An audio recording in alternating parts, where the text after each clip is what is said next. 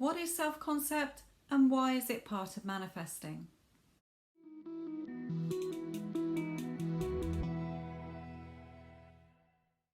Hello my lovely, Sophia here and welcome back to my channel Your Thoughts Create.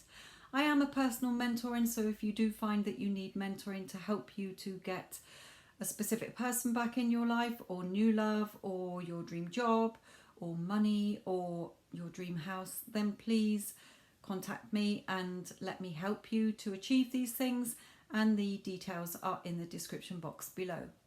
So what is self-concept?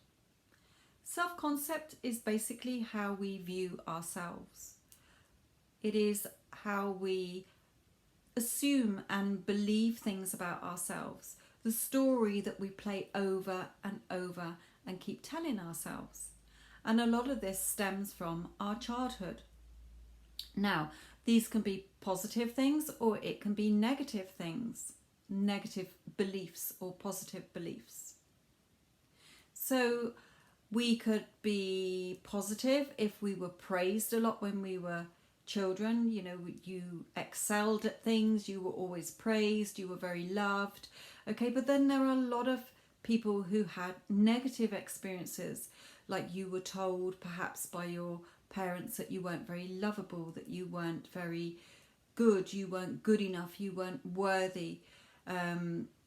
You may have been called that, you know, that you were stupid or that you were clumsy, and so on. Sort of very negative things that you have believed and assumed about yourself as time has gone on.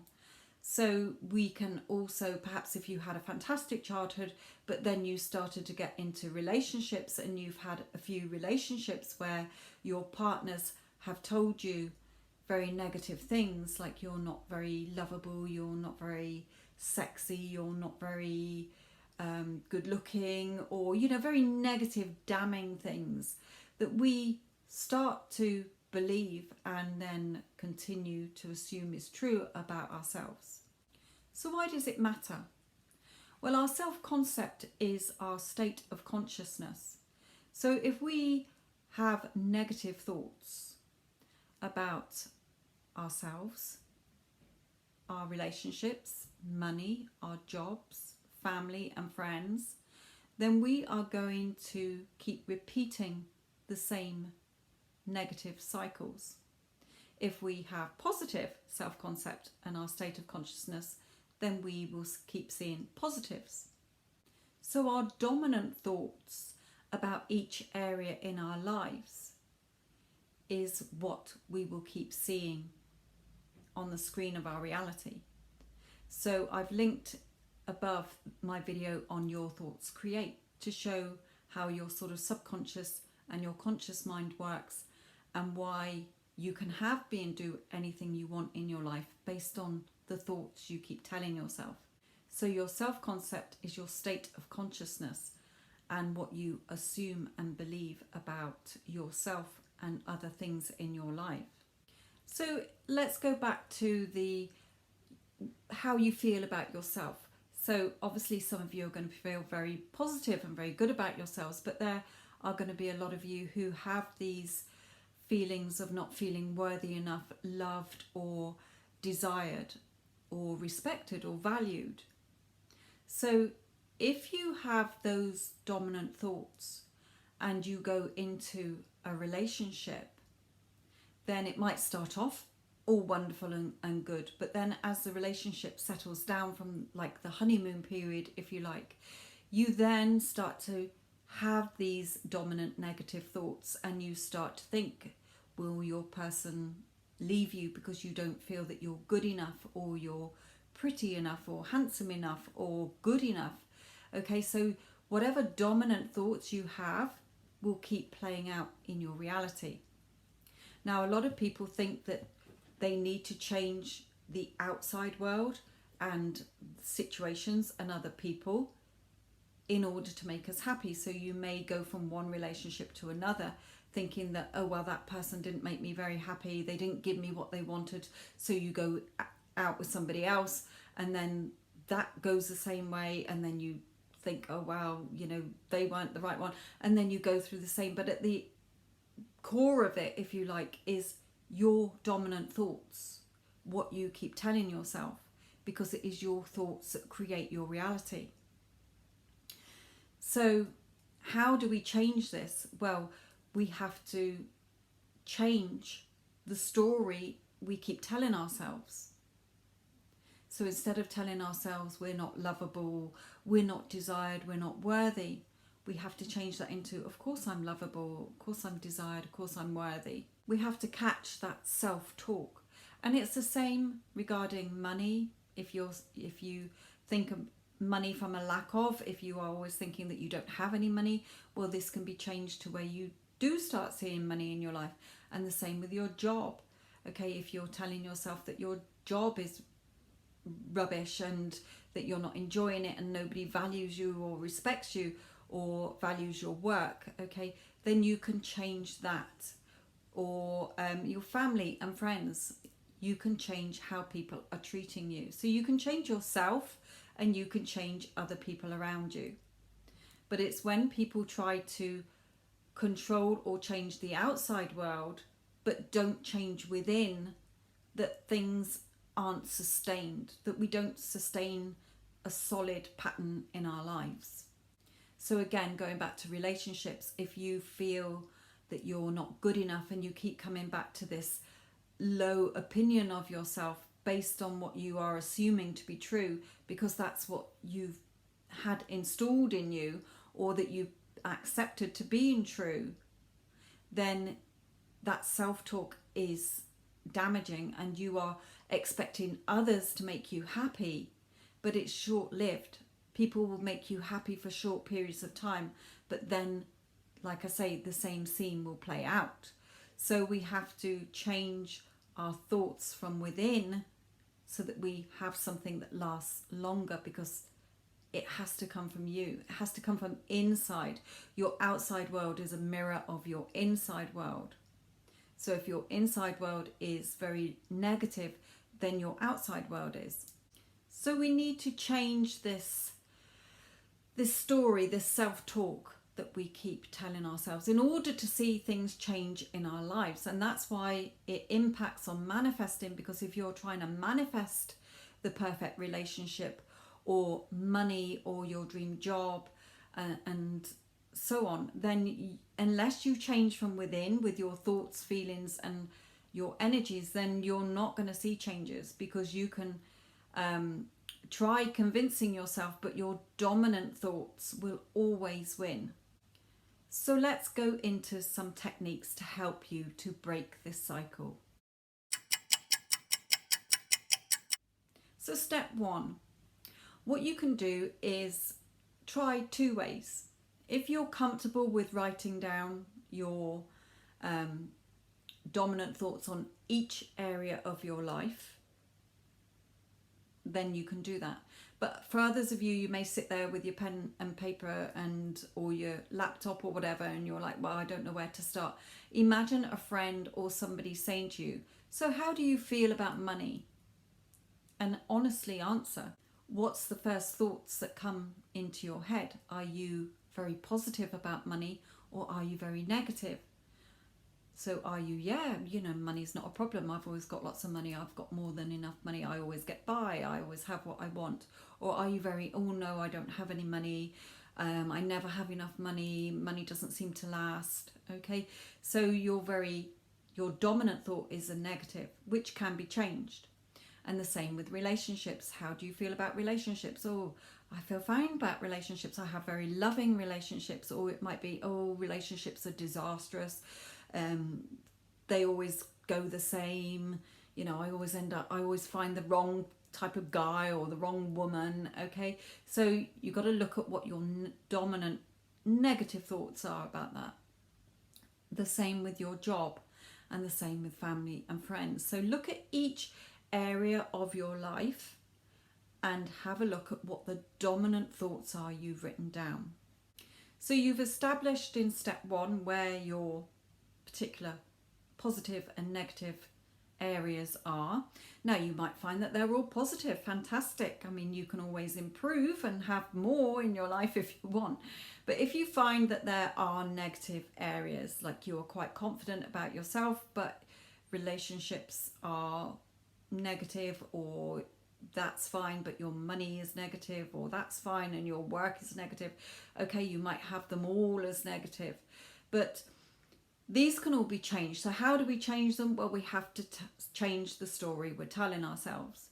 So if you find with money, like I say, you know, I never have any money, well, that would be changed to, I've always got money. I've got more than enough money. You know, I'm wealthy, abundant, successful, financially secure. I'm always provided for at all times. Money constantly flows into my bank account or to me. Money just seems to come to me out of thin air or out of the blue. So you're reaffirming a load of positive things. Now, you're not going to believe these new things, these new positive thoughts at first. You might feel that you're lying to yourself because your logical, conscious brain wants to say, your analytical mind is like, well, no, you don't have any money, remember. You know, you're looking at your bank account and you're looking in your purse or your wallet and seeing that there's no money there, yet you're trying to convince yourself that you're wealthy and abundant. But you have to think to the amount of times you've told yourself the negative story that you assumed to be true and now you believe. That is like your comfort blanket, your security blanket, if you like. So it's going to take a little while to start repeating the positives until they start to become your new assumptions and your beliefs and then your new reality. So when I was very much in a negative mindset about money, while I was transitioning to the new thoughts that I had lots of money and money wasn't a problem, I would, if I looked in my purse, I would just trick my mind, because your subconscious mind doesn't know what's real and what's not real. So I would say to myself, oh, I haven't drawn any money out yet, or oh, the money's coming to me in my bank account, I just haven't been paid yet. After all, you know, you might not have any money today, but you know that you're going to be paid, or you know that say if you won the lottery and you don't have the money right now because the lottery has said, well, it's going to take a week before that £1 million or dollars goes into your bank account. Okay, although nothing has changed in your reality, when you come off the phone from talking to them or whatever, you know, you haven't instantly got £1 million in your bank account. You have to wait for that money to go in, but your whole state of mind and your energy has shifted because you know that that money's coming. You're believing, yes, that money's coming. You know it's true. It's a done deal. A lot of people want to see things before they believe things. And you've got to believe sometimes in order to see things. Like with children, they believe things 100%. You know, if mummy or daddy tells them something, or the teachers, they believe that, or they believe what friends tell them. They haven't got their logical mind, analytical mind sort of ripping things to bits and trying to pick faults with things. So it's easier for children to believe, like Father Christmas and the Tooth Fairy and so on. But as we get older, we have that negative self-talk from things that happen in our lives, but then we tend to, like I say, that assumption, which isn't a true fact, it's not been proved, but that assumption then becomes a belief because we negative self-talk in that loop. So now we've got to come into this positive self-talk. So when I'm mentoring and people want an X back, because that seems to be the main topic, okay, that if you are constantly telling yourself that your person doesn't love you because you haven't heard from them, they've ghosted you, or you feel that they're happy with somebody else and they couldn't possibly love you, then you then shift to positive affirmations, if you like, affirming. Affirmations are your new assumptions, which then become your new beliefs and your new reality. So I will give my clients affirmations to say, like, of course my person loves me. They constantly think about me. I am all that they want, they only have eyes for me. They constantly tell me every day how much they love me, how they can't be without me, and how they want only me. They are constantly texting me, messaging me, or ringing me. They are besotted with me. They can't get enough of me, and things like this. Okay, so lots of positive new affirmations to say, which, like I say, you're not going to believe in them at first because you've told yourself the negative story so many times. But the more you repeat the positive, the more you become to believe that and assume it to be true, and it will become a hardened fact, your hardened reality. What you focus on grows, what you persist in becomes a hardened fact. And I do have some success stories in a playlist for you to listen to as well, to help you see what those people did to change from the old negative thoughts into the new to get what they wanted. So when you're going back to your dominant thoughts, the areas that you've done, if you find that you do have quite a few that are negative, some people find it daunting to go through each one and do lots of affirmations about each section or area in their lives. So you can bring in an overall new affirmation like everything in my life is perfect. I always get what I want. That's a powerful one, because if you keep telling yourself everything in my life is perfect, I always get what I want, for me to enjoy and experience, then if you keep repeating that, then the universe is going to say, well, everything in her life is perfect. She's got to have everything she wants. Let's give her everything she wants. I'm a master at manifesting. I manifest things quickly, easily, and effortlessly. I am the man or the woman who has it all. I have everything I want. So they're sort of bringing in everything that you want. So everything that you desire, and you keep saying those, will come into your life. So remember, your self-concept is how you view yourself and other people or other situations in your life. How you think about yourself and how you feel, and how you think about money, how you feel about that, how you think about relationships and how you feel about that. So everything can be changed in your reality. Nothing is set in stone. Nothing is final until you say it is final. So all you need to do is decide what you want and why you want it. The universe will bring to you the how it happens and the when it happens. Because although sometimes we can solve our own problems, because our logical mind as humans, our analytical mind, our conscious mind can only come up with a few solutions, and sometimes we're happy with those solutions. We come up with a solution to our problems and we're quite happy with those. But other times when you're trying to change your reality into something that you don't feel is achievable, but you know it's possible, okay, you've got to think that something is possible in order to achieve it.